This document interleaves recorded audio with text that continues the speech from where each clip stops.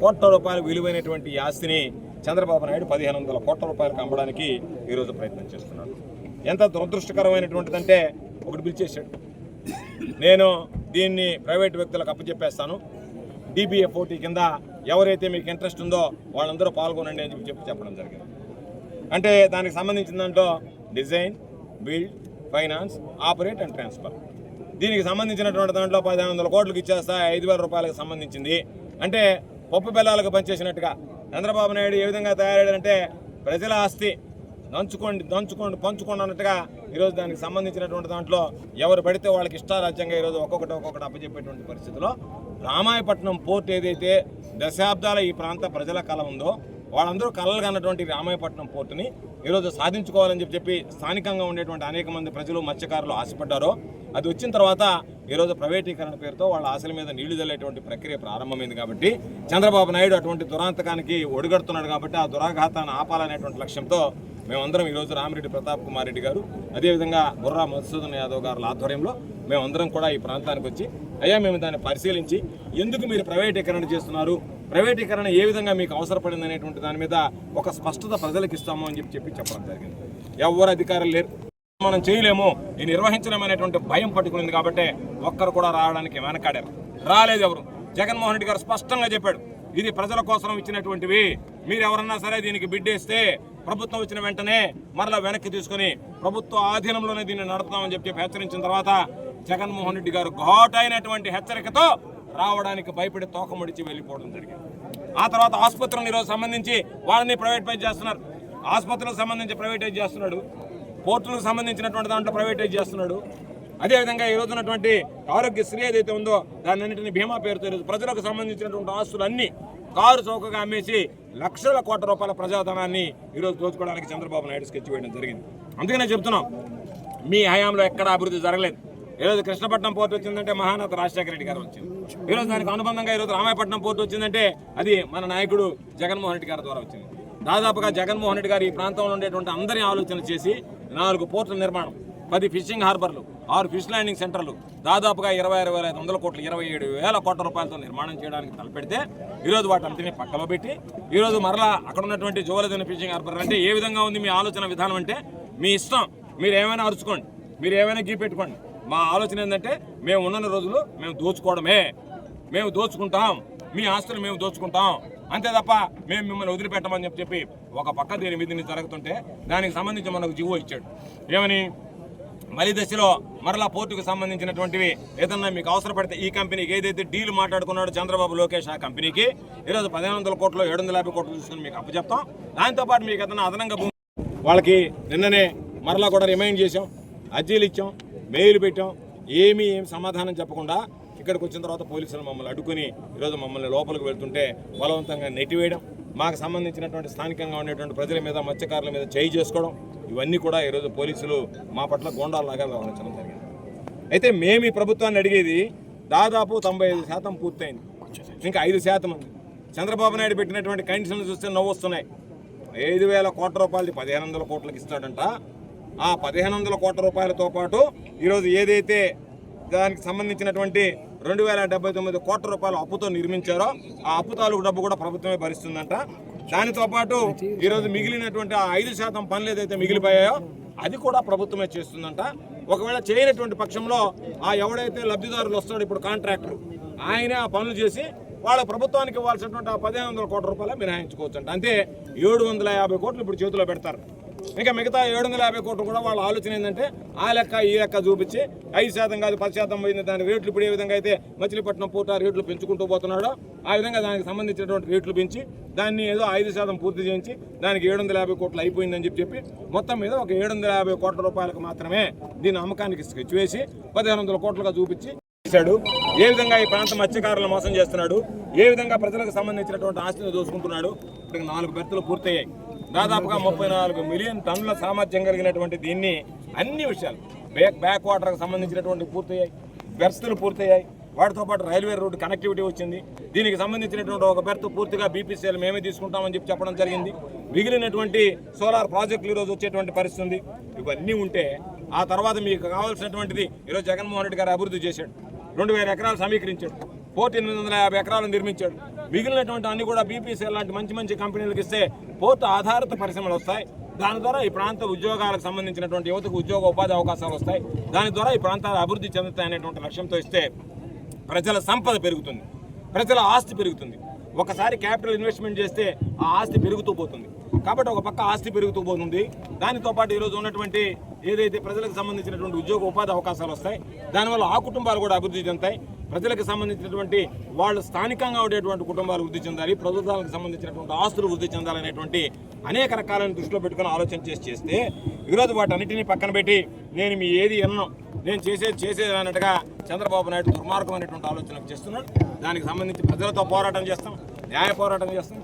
ఇప్పటికే చంద్రబాబు నాయుడు గారి పరిస్థితి చూస్తే జగన్మోహన్ రెడ్డి గారి హయాంలో ఏదైతే ప్రభుత్వ మెడికల్ కళాశాలలు వచ్చాయో వాటన్నిటిని ఈరోజు అమ్ముకోవడానికి ప్రయత్నం చేశాడు. ఆ పార్టీ ఈ పార్టీ అని కాకుండా అన్ని పార్టీలు, కూటమి ప్రభుత్వంలో భాగస్వామ్యమైనటువంటి పార్టీలు, వాళ్ళకి సానుభూతి పరులుగా వ్యవహరించేటువంటి వ్యక్తులు కూడా ఈరోజు మేము దీన్ని సహించమని చెప్పి ఈ ప్రభుత్వ రంగ సంస్థను నడపాలి, ప్రభుత్వమే నడపాలని చెప్పి ఆలోచన చేయడం జరిగింది. పెద్ద ఎత్తున ఉద్యమాలు వచ్చాయి. ఈ దేశ చరిత్రలో ఎక్కడ లేనటువంటి విధంగా 1 కోటి సంతకాల సేకరణ జగన్మోహన్ రెడ్డి గారి నాయకత్వంలో చేపట్టాం, గవర్నర్ గారికి అందజేశాం. దానితో ప్రజల్లో ఇంత పెద్ద ఎత్తున నిరసన ఉంది. కాబట్టి ఈ నిరసన జ్వాలల్లో మనము అధికారంలోకి వచ్చిన తర్వాత చంద్రబాబు నాయుడు అనేటువంటి వ్యక్తి ప్రజలకు ఇచ్చినటువంటి హామీలను విస్మరిస్తూ వాటిని ఏమాత్రం నిలబెట్టుకోకుండా, ఇచ్చినటువంటి వాటిని అమలు చేయకుండా తొంగలో తొక్కి ఈరోజు ప్రజలకు సంబంధించినటువంటి ఆస్తులను ఒక్కొక్కటిగా అమ్ముకునేటువంటి పరిస్థితికి రావడం జరిగింది. అందులో భాగంగా ఈరోజు రామాయపట్నం పోర్ట్ ఏదైతే ఉందో దశాబ్దాలుగా కందుకూరు నియోజకవర్గం, ప్రత్యేకించి కావలి నియోజకవర్గానికి సంబంధించినటువంటి ప్రజలు, నాయకులు అనేక పోరాటాలు చేయడం జరిగింది, అనేక పాదయాత్రలు చేయడం జరిగింది. ఏ ప్రభుత్వం దాని గురించి పట్టించుకున్నటువంటి పాపం పోలేదు. అటువంటి పరిస్థితుల్లో ఈ ప్రాంత ప్రజల ఆలోచనలకి, ఆకాంక్షలకి అనుగుణంగా ఈ ప్రాంతానికి ఆ రామాయపట్నం పోర్టు నిర్మించాలనేటువంటి లక్ష్యంతో జగన్మోహన్ రెడ్డి గారు నడుం బిగించడం జరిగింది. ఆయన ముఖ్యమంత్రి అయ్యాక ఉన్నటువంటి స్థానికంగా ఉండేటువంటి నాయకులు, ఆ రోజు కావలి శాసనసభ్యులుగా ఉన్నటువంటి రామిరెడ్డి ప్రతాప్ కుమార్ రెడ్డి గారు, అనేక మంది ప్రజాప్రతినిధులు అందరం కూడా వెళ్ళి సార్ దశాబ్దాల కళ, ఆ ప్రాంత ప్రజలు ఒక నినాదంతో ఉన్నారు, ఇవి కనకపట్నాలుగా మారాలి, కావలి కందుకూరు అంటే రామాయపట్నం రావాలి అనేటువంటి లక్ష్యంతో ఉన్నారు. కాబట్టి మీరు దయచేసి దీని మీద దృష్టి పెట్టి రామాయపట్నం పోర్టు సాధించండి, రామాయపట్నం పోర్టు మంజూరు చేయండి అని చెప్పి పోరాటం జరిగింది. ఇంత లోపల కరోనా వచ్చిన తర్వాత మేము అందరం కూడా అనుకున్నాం, ఆయన పాపం చేస్తానన్నాడు, ఈ ప్రాంత ప్రజల దురదృష్టమో ఏమో తెలియదు, కరోనా మహమ్మారి ఆవరించింది, దానివల్ల ఈరోజు ఈ పోర్టు రాకుండా ఆగిపోయిందని చెప్పి భావించాం. కరోనా కష్టకాలం ముగియగానే కరోనా 1 వచ్చింది, కరోనా 2 వచ్చింది, 2వ విడత కరోనా అయిపోయిన వెంటనే జగన్మోహన్ రెడ్డి గారు దీని మీద ప్రత్యేకమైనటువంటి దృష్టి పెట్టి ఆ రోజు మనం వాళ్ళకి మాట ఇచ్చాం, ఆ మాట నిలబెట్టుకోవాల్సినటువంటి అవసరం ఉంది. కాబట్టి అందులో భాగంగా ఖచ్చితంగా ఈరోజు ఆ రామాయపట్నం పోర్ట్ ఏదైతే ఉందో దాన్ని సాధించాలి, నిర్మించాలి, మంజూరు చేయాలని చెప్పి దానికి సంబంధించినటువంటి పూర్తి స్థాయిలో అవసరమైనటువంటి అన్ని అనుమతులు తీసుకొచ్చి ప్రభుత్వ పరంగా నిధులు ఇవ్వడంతో పాటు పవర్ ఫైనాన్స్ కార్పొరేషన్ ద్వారా కూడా రుణాన్ని మంజూరు చేయించి తీసుకురావడం జరిగింది. ఈరోజు దాదాపుగా చూస్తే తొలి దశలో పాపం మత్స్యకారుల దగ్గర నుంచి ఈ పోర్టు నిర్మాణానికి జగన్మోహన్ రెడ్డి గారు 850 ఎకరాలు సేకరించడం జరిగింది. సేకరించినప్పుడు మత్స్యకారులందరికీ చెప్పాడు, మీ అందరికీ నేను అండగా ఉంటా, ఈ ప్రాంతానికి సంబంధించి మీ బిడ్డలకు ఉద్యోగ ఉపాధి అవకాశాలు వస్తాయి, మీకు ఆ పోర్టు నిర్మాణమైనంత వరకు మీరు జీవన భృతి కోల్పోకుండా మీకు ప్రతి నెలా కూడా ఏదైతే కృష్ణపట్నం పోర్టు అప్పుడు మహానేత రాజశేఖర రెడ్డి గారు ఏర్పాటు చేశాడో ఆ ప్రాంత మత్స్యకారులకి అదేవిధంగా నేను కూడా మీకు అందజేస్తానని చెప్పి చెప్పడం జరిగింది. దాని ప్రకారం ప్రతి కుటుంబానికి నెలకు 3,000 రూపాయలు చొప్పున జగన్మోహన్ రెడ్డి గారు ముఖ్యమంత్రిగా ఉన్నప్పుడు ప్రారంభించారు, అందజేశారు. ఈరోజు పాప మత్స్యకారు కుటుంబాలు అడుగుతున్నాయి, అయ్యా మేము జీవనోపాధి కోల్పోయాం, ఉన్న భూములు ఇళ్ళు వదిలేసాం, 1 సంవత్సరం జగన్మోహన్ రెడ్డి గారు ఉన్నప్పుడు ఇచ్చారు, ఈరోజు మమ్మల్ని పట్టించుకునేటువంటి నాదుడే కరువు వేయడని మాట్లాడేటువంటి పరిస్థితి. అంటే ఈ ప్రభుత్వ వ్యవహార శైలి ఏ విధంగా ఉంది అంటే, మేము ఇచ్చినటువంటి మాట నిలబెట్టుకోం, మీకు సంబంధించినటువంటి ఆస్తులని మేము దోచుకుంటామని చెప్పి ఈరోజు వ్యవహరించేటువంటి పరిస్థితి ఏర్పడింది. అందుకనే దాన్ని ఎంత దారుణమైనటువంటి పరిస్థితులు అంటే, ముందు 30 సంవత్సరాలంట, తర్వాత 20 సంవత్సరాలు పొడిగిస్తాడంట, అంటే 50 సంవత్సరాల పాటు మనం ఊరం బతుకున్నాం, ఇక్కడ ఉండే వాళ్ళు ఊరం బతుకుంటారు 50 సంవత్సరాల పాటు. ఆ 50 సంవత్సరాల పాటు వాళ్ళ ప్రైవేట్ వ్యక్తుల చేతిలోకి వెళ్ళిపోతుంది. ఆ ప్రైవేట్ వ్యక్తుల చేతిలోకి వెళ్ళిపోయిన తర్వాత అని ఉన్నటువంటి 2079 కోట్లు కడుతున్నాం, 5% మనమే పూర్తి చేస్తున్నాం, అన్ని అవసరాలు సమకూరుస్తున్నాం. ఇవన్నీ చేస్తే మన వాటా ఏమన్నా ఉందా అంటే 12% వాటా. అంటే 5,000 కోట్ల రూపాయల ఆస్తి 1,500 కోట్లు చూపించి 750 కోట్ల రూపాయలు తీసుకుని దానికి 12% ఈరోజు చంద్రబాబు నాయుడు అమ్ముతున్నాడు అని అంటే మిగిలిపోయినటువంటి వాటా అంతా చంద్రబాబు నాయుడు కుటుంబానికి పోయినట్టు కాదా? ఇది ప్రజల ఆస్తులు దోచుకోవడం కాదా? దీనికి సమాధానం చెప్పాల్సినటువంటి అవసరం లేదా అని చెప్పి ఈ సందర్భంగా మేము అడుగుతున్నాం. కాబట్టి దానిలో ఏమి క్లియర్గా ఇచ్చేసాడు అన్ని. మాకేమి యాజమాన్య హక్కులు ఉన్న ప్రభుత్వానికి, యాజమాన్య హక్కులన్నీ ప్రైవేట్కే. అంటే ప్రభుత్వం ఏదైతే పాపం ఈ ప్రాంతానికి సంబంధించి స్థానిక ప్రజలకి మత్స్యకారులకి హామీలు ఇచ్చారో వాటితో మాకు ఏమి సంబంధం లే, మేము ఇంకేది పట్టించుకోం. భవిష్యత్తులో మీరు ఏదున్నా సరే వాళ్ళ పరపంచలు బాకాల్సిందే, వాళ్ళ దగ్గరికి పోయి మీరు అడుక్కోవాల్సిందే, వాళ్ళు మీకు వేస్తే ముష్టి వేసినట్టుగా తీసుకోవాల్సిందే, వాళ్ళు వేయమనంటే మీ పాటికి మీరు వెళ్లాల్సిందే తప్ప మరొక మార్గం లేదు, గత్యంతరం లేదని మాట్లాడేటువంటి పరిస్థితి ఏర్పడింది. అంటే చంద్రబాబు నాయుడికి మనసు ఎలా వచ్చిందో మాకు అర్థం కావడం లేదు. కాబట్టి ఈ ప్రాంత ప్రజలు మత్స్యకారులకు సంబంధించినటువంటి వాళ్ళ ఆలోచనలు వాళ్ళ ఆశలకు అనుగుణంగా పనిచేస్తాం. ఈ ప్రైవేటీకరణ అడ్డుకునేంత వరకు వైఎస్ఆర్ కాంగ్రెస్ పార్టీ మా నాయకుడు జగన్మోహన్ రెడ్డి గారి నాయకత్వంలో ఖచ్చితంగా పోరాటం చేస్తాం. ఇటు ఈ రామాయపట్నం పోర్టు నిర్మాణంలో కానీ అక్కడ ఉన్నటువంటి జోలదిన్న ఫిషింగ్ హార్బర్కి సంబంధించినటువంటి దాని ఈరోజు ఏదైతే ఉన్నాయో దానికి సంబంధించి ప్రైవేటీకరణ అడ్డుకోవడానికి అన్ని విధాలు కూడా వైఎస్ఆర్ కాంగ్రెస్ పార్టీ ముందుండి ఏదో మేము చెప్తున్నామని చెప్తే మేము మీ మాటలు వినాం. ప్రభుత్వం మీద ఒత్తిడి పెంచుతాం, చంద్రబాబు నాయుడు మెడలు ఉంచుతాం. ఈ ప్రాంతంలో అవసరమైతే ఎన్నో పోరాటాలు చేసి ఎన్నో సాధించుకునేటువంటి ప్రజలకి ఈరోజు నువ్వు ఇష్ట ప్రకారం వ్యవహరిస్తాను, నేను ఇష్ట ప్రకారం అమ్మేస్తాను, ఏదో ఆంధ్ర రాష్ట్రాన్ని నేను అమ్ముతాను అన్నట్టుగా నువ్వు తయారైతే నీ ఇష్ట ప్రకారం నువ్వు అమ్మకాలు సాగిస్తాను అంటే ఊరుకునేటువంటి స్థాయిలో ప్రజలు ఉండరు. ప్రజలు తిరగబడతారు. ప్రజలు తిరగబడితే ప్రభుత్వాలు కూలిపోతాయనేటువంటిది గుర్తుంచుకుంటే మంచిది.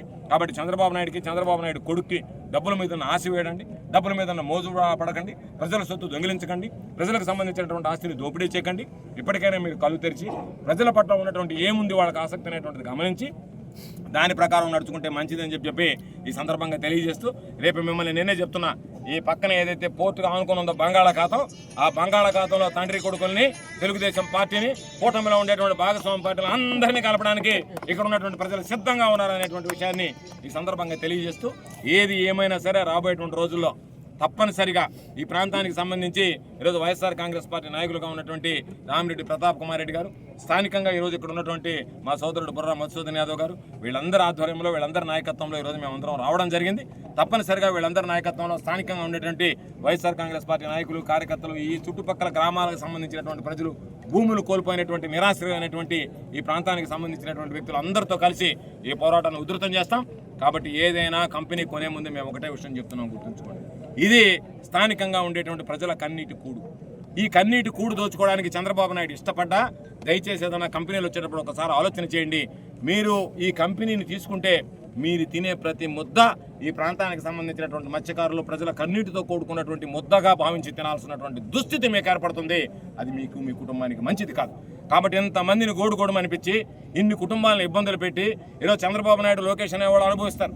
ఎందుకంటే వాళ్ళు అన్ని రకాలుగా ప్రజలకు సంబంధించి దోచుకుంటున్నారు.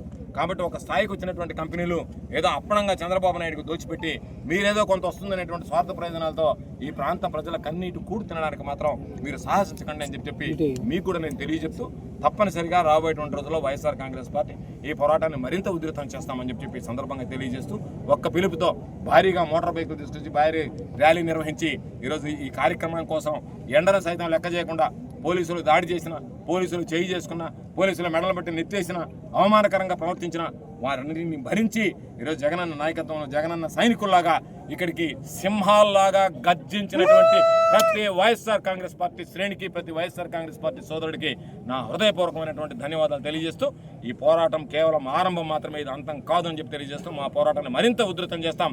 ఈ ప్రైవేటీకరణను ఆపేంత వరకు వైఎస్ఆర్ కాంగ్రెస్ పార్టీ పోరాటాన్ని కొనసాగిస్తుందని ఈ సందర్భంగా తెలియజేస్తాం.